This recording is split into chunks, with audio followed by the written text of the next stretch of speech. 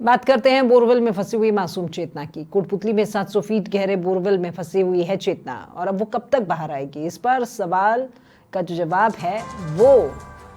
अभी फिलहाल किसी के पास नहीं है। रेस्क्यू टीम और अधिकारी डेली नए दावों से परिवार और ग्रामीणों को कहते हैं कि आज चेतना बाहर होगी, लेकिन फिलहाल कहीं ना कहीं उनके मन में भी नाराजगी तो है। देसी जुगाड़ में समय बर्बाद करने के बाद में रेस्क्यू टीमें मशीनों से खुदाई में अभी भी जुटी हुई हैं। इसी बीच अधिकारियों ने बोरवेल की लोकेशन मिलने और आज ही चेतना को बाहर निकालने का एक बार फिर से दावा कर दिया है। दरअसल किरतपुरा की ये बड़ियाली की ढानी है, जहां पर 3 साल की मासूम बच्ची चेतना 23 दिसंबर को खेलते हुए उस बोरवेल में गिर गई थी, और इसी के बाद से ये रेस्क्यू ऑपरेशन की शुरुआत की गई। प्रशासनिक अधिकारी भी मौके पर पहुंचे और आपको बता दें 120 फीट की गहराई में फंसी हुई है चेतना। फिलहाल मौके पर जिला कलेक्टर समेत प्रशासन के आला अधिकारी भी मौजूद हैं। तो ऑपरेशन चेतना का ये 10वां दिन है। लगातार 10 दिन से ये रेस्क्यू जारी है और ज्यादा जानकारी हम ले लेते हैं हमारे संवाददाता गिरिराज नायक, जो कि पहले दिन से ही ये तमाम जानकारी आप सभी के साथ साझा कर रहे हैं, वो हमारे साथ में लाइव जुड़ गए हैं। गिरिराज, फिलहाल क्या स्थिति, क्योंकि कहा यह जा रहा है कि चेतना की लोकेशन मिल गई है, तो क्या पहुंच गए चेतना तक, चेतना को बाहर निकाल लिया गया है, या फिर कितना समय और लगेगा? जी राखी, मैं बताना चाहूंगा कि सुबह से जब एनडीआरएफ को बड़ी कामयाबी मिली है कि जो बोर था, जो वो बोर उनको दिखाई दे गया है, और बोर के पास में जो चेतना तक पहुंचने की तैयारी की जा रही है, उसमें भी अभी कार्य चल रहा है। जो पत्थर है उन्हें अभी भी काटे जा रहे हैं। एनडीआरएफ के जवान अभी भी लगातार चेतना तक पहुंचने का कोशिश कर रहे हैं, और तो आप देख सकती हैं कि पूरा जो प्रशासनिक अमला है वो यहाँ डटा हुआ है। और कल्पना मैडम ने, जो जिला कलेक्टर है, उन्होंने प्रेस से वार्ता भी की थी कि जो एनडीआरएफ के जवान है वो जो चेतना तक पहुंच चुके हैं, और अभी घंटे या 1.5 घंटे में जो है कल्पना को लेकर वो जो चेतना है जो उसको ऊपर लेके आएंगे और परिवार को हवाले करेंगे। सॉरी,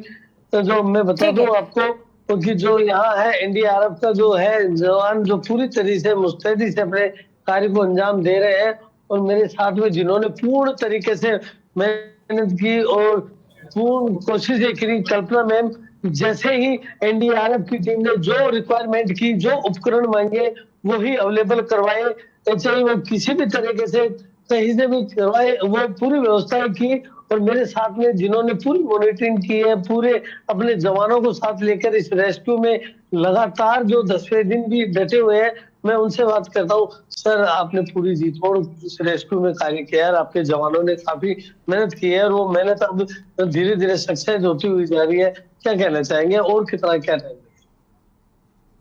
सभी जवानों ने जी तोड़ मेहनत की, लगातार प्रयास की। हमने जो है 8 फीट दूर इसको पैरेलल लिया था, उसके बाद हॉरिजॉन्टल अप्रोच 8 फीट दूर से करना स्टार्ट किया था। 8 फीट दूर इसलिए लिया था कि कहीं जो है बोर्ड बिल्ट तो ना हो, लेकिन ये नीचे जब गए, डिगिंग जब की, तो पता चला 8 फीट जब पहुंच गए तो बोर नजर नहीं आया।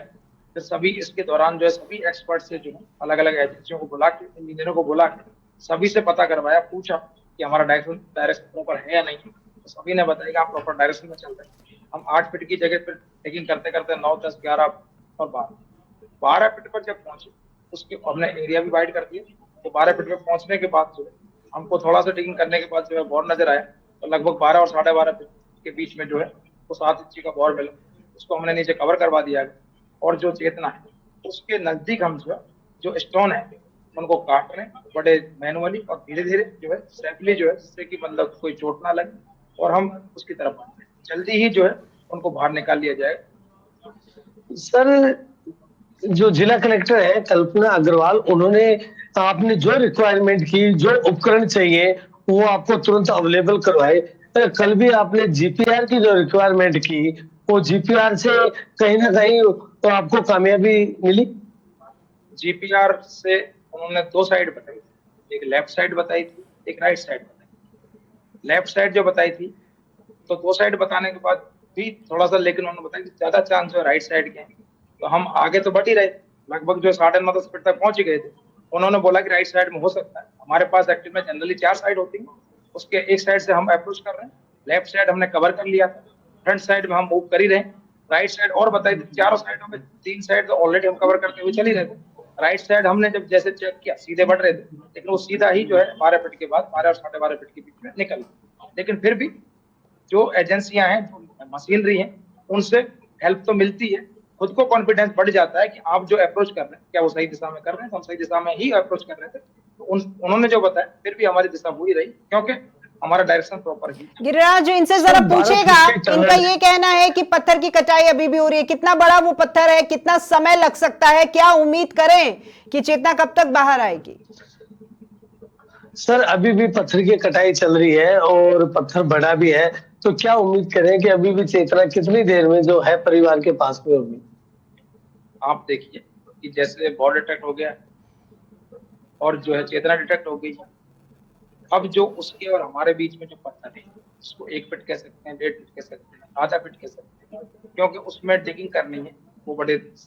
सटीक और धीरे धीरे, तो हम जल्दी ही जो है उसको बाहर निकाल लेंगे, बहुत ज्यादा समय नहीं लगेगा, जल्दी ही उम्मीद है कि हम जो उसको जल्दी निकाल लें, तो कहीं कोई समय गवाए। हमारा रेस्क्यूअर जो लगातार प्रयास कर रहा है, उसी जगह पे जो है डिगिंग कर रहा है, तो एक्चुअल समय बताना कि आधा घंटा लगेगा, 1 घंटा लगाना, वो तो कहीं भी किसी भी ऑप्शन में पॉसिबल नहीं है, लेकिन बहुत जल्दी ही जो है उसको। सर एक चीज और है, 170 फीट नीचे जाके 12 फुट की जो टनल है और आपके जवान जो उस टनल के अंदर है, तो उन जवानों को ये देखते हुए उन्हें किसी चीज की कोई तकलीफ तो नहीं है? ये वास्तव में सैल्यूट करने के लायक है एनडीआरएफ टीम, जो कि 12 फुट की जो टनल बना रही है और उसके अंदर है, उन्हें भी तो दिक्कतों का सामना करना पड़ रहा होगा। आप सोच सकते हैं 165 फीट नीचे और 12 फीट जो हमारी टोटल 177 फीट होता है नीचे जाने के बाद। एक सामान्य आदमी यदि सोचे कि मैं 170 मतलब 170 फीट नीचे जाकर अप्रोच करूं, उस जगह पे जाकर डिगिंग करूं, तो सबके बस की बात नहीं है। फ्रंट रेस्क्यूअर होते हैं, वो इस काम को कर सकते हैं, लेकिन उनकी सेफ्टी के लिए ऑक्सीजन लेवल मेंटेन रखना, मास्क देना, साथ में जो है उसकी सेफ्टी के लिए दूसरा रेस्क्यूअर रखना, ये सब चीजें हैं। बार बार जो है ऊपर से कम्युनिकेशन रखना, कैमरे पर नजर रखना, ये सब चीजें हैं, तो सभी चीजें ध्यान रखनी होती है। सामने नीचे जा रहा रेस्क्यूअर, वो भी एक इंसान है और उसकी ट्रेनिंग क्वालिफाइड है, सब कुछ उसके पास है, लेकिन फिर भी सेफ्टी और सिक्योरिटी का ध्यान रखना हम और आप सभी का फर्ज है, वो हम कर रहे हैं। इसलिए भी जो है एक्यूरेसी बना के रखना अभी भी हमारे वो नजर में है, ऑब्जर्वेशन में है, और हम उससे जो है बीच बीच में समय कम्युनिकेशन कर रहे हैं। सर एक जानकारी और लेना चाहूंगा कि जिस तरीके से 165 फुट की गहराई में जाके टनल बनाई जा रही है, उसमें जवान के लिए कोई ऐसी रिस्क तो नहीं है? क्योंकि स्टोन है, पूरा रॉक है और पूरी चट्टान को काटते हुए जा रहे हैं। अगर बाय द वे इसमें मिट्टी होती तो मिट्टी का भी धंसने का डर होता है और वो तो बड़ी मेजर समस्या हो जाती है। उसके लिए भी आपको बहुत बड़ा जो संघर्ष है, जो चुनौती है, उसके लिए क्या कहना चाहिए? यदि इस टनल में मिट्टी होती तो हमने उसके लिए मिट्टी के लिए 2 फीट चौड़ी केसिंग बना रखी थी, 2 फीट डायमीटर, और वो केसिंग के पार्ट अभी भारी पड़ी हुई। हमने लगभग जो है 8 फीट का हम मेजर लेके चले थे और 8 फीट की हमने जो है एक फीट की जो है 8 सर्किट जो है बना रखे। जैसे ही हम 1 फीट की डिगिंग करते हैं, उसके बाद जो फर्मा सिस्टम होता है उससे हम 1 फीट की केसिंग डालते हैं, फिर सेकंड जो है नेक्स्ट 1 फीट की खुदाई करते डिगिंग करते हैं, उसके बाद सेकंड केसिंग डालते हैं। वो तो केसिंग सिस्टम से केसिंग ही उसकी सेफ्टी होती है, लेकिन ये स्टोन इतना हार्ड है जो कट ही नहीं रहा, चिपिंग हैमर चलाने से भी नहीं कट रहा है, तो उसके लिए केसिंग कोई रिक्वायरमेंट इसमें नहीं थी। अदरवाइज मिट्टी होती तो हमको पूरा जो है केसिंग भी अंदर बना के। जी जी गिरिराज देखिए, आज नया साल के है, नए साल का पहला दिन है और आप जहां पर खड़े हैं वहां पर अमूमन कोहरा ही रहता है। आज देखिए सूर्य देवता के दर्शन भी हो रहे हैं, यानी एक शुभ संकेत हम इसे माने कि चेतना की लोकेशन भी पता लग गई है और चेतना को कुछ ही समय में बाहर भी निकाल लिया जाएगा, लेकिन वो सकुशल बाहर निकले ये ज्यादा जरूरी है। वो बिल्कुल देखो, इस सर्दी में बरोबर यहाँ डटी हुई है और हर वो चीज मुहैया कराई है, वो हर चीज वो मुहैया कराई है, किसी को कोई तकलीफ नहीं हो। जवानों को भी देखते हुए इंस्ट्रूमेंट कहाँ से व्यवस्था करनी है, हर पल पल ये 24 घंटों यहाँ रात को 2-2 बजे तक रुक कर इन्होंने कड़ाके की ठंड में जो पूरे जो कवर किया है। मैम किन किन दिक्कतों का ऐसे आपने जो जवानों ने एनडीआरएफ के जवानों ने जो रिक्वायरमेंट की मशीनों की जो उपकरणों की वो सब मुहैया कराए हैं और वो आज वो कामयाब होते हुए आ रहे हैं, तो आपको भी थोड़ा सा परेशानी का सामना करना पड़ा है, क्या कहना चाहिए? मैं इस बारे में यही कहना चाहूंगी कि राज्य सरकार, खास तौर से माननीय मुख्यमंत्री महोदय, इस घटना को लेकर बहुत चिंतित थे और वो समय समय पर इसका फीडबैक हमसे ले रहे थे। और मुख्यमंत्री महोदय ने हमें, सरकार ने हमें पूरा फ्री हैंड दे रखा था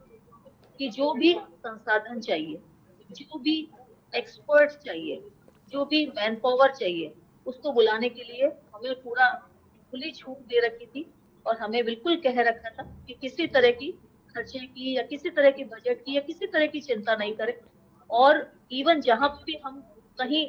व्यवस्था नहीं कर पा रहे थे, तो उसके लिए भी हमें कहा गया था कि आप जो सीएम के सीनियर अधिकारी हैं, उनसे रिक्वेस्ट करके हमने जो भी संसाधन मांगे, जिन भी जिलों से मांगे, चाहे हमने अबूचा माइंस को बुलाया, चाहे हमने कायड माइंस वालों को बुलाया, चाहे हमने मेट्रो के अधिकारियों को बुलाया, चाहे हमने जियोलॉजिस्ट को बुलाया, कॉपर माइंस से भी एक्सपर्ट बुलाए, तो हमने और हमारी ये जो मशीनरी इतनी जगह जगह से आई, तो इसके लिए मुख्यमंत्री महोदय का बिल्कुल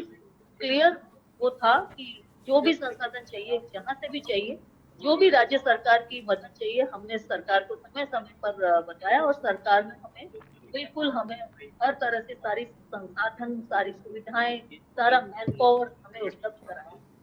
मैम, एक अपनी देसी भाषा में एक कहावत है कि परिवार का मुखिया अगर जिम्मेदार हो तो पूरे परिवार को साथ लेके चलता है, और वो मिसाल हमें यहाँ देखने को मिली, क्योंकि पुलिस प्रशासन आपके साथ में बरोबर खड़ा रहा और काफी जो सुरक्षा की दृष्टि को देखे अपनी जिम्मेदारी इस कड़ाके की ठंड में, और जो कोहरा है, और जैसे पूरा जो परिवार है आपका तो यहाँ डटा रहा है, क्या कहना चाहिए उस परिवार के लिए? मैं सबसे पहले सैल्यूट करूंगी उन जवानों को जिन्होंने एक्चुअल में नीचे जाके 165 नीचे जाके काम किया है, और जो लगातार एनडीआरएफ के और हमारे सीवेज के लोगों ने मतलब काम जाके एक्चुअल में उन्होंने काम किया, और उन्होंने ऐसी ऊपर नीचे के टेम्परेचर में इतना वेरिएशन होते हुए अपनी जान को जोखिम में डालकर, और इतने यानी गिरिराज, इतने समय की जो मेहनत है वो रंग ला रही है। बहुत जल्द जो है वो चेतना हम लोगों के बीच में होगी और उसी का सभी को इंतजार है। बहुत शुक्रिया आपका हमारे साथ में जुड़ने के लिए और ये तमाम जानकारी साथ में साझा करने के लिए।